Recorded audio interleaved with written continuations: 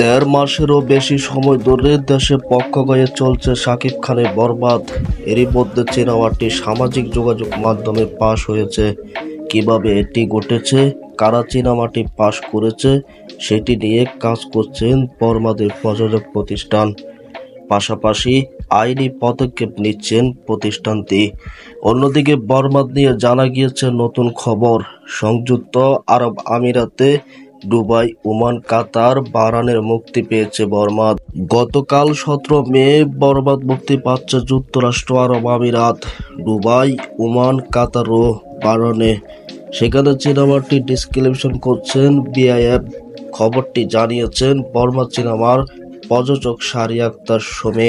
বিষয়টি নিয়ে শাহরিয়ার আখতার সুমি জানান, মূলত মধ্যপ্রাচ্য সেন্সর ছাড়পত্র সহ বিভিন্ন প্রতিক্রিয়ার কারণে মুক্তি পেতে কিছুটা সময় লেগেছে।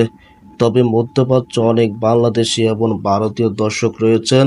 বাংলার পাশাপাশি দর্শক বরবাদ উপভোগ করবে বলে বিশ্বাস করি। তিনি আরো বলেন, বরবাদ মুক্তির প্রথম দিন সন্ধ্যায় পারিচি হয়েছে।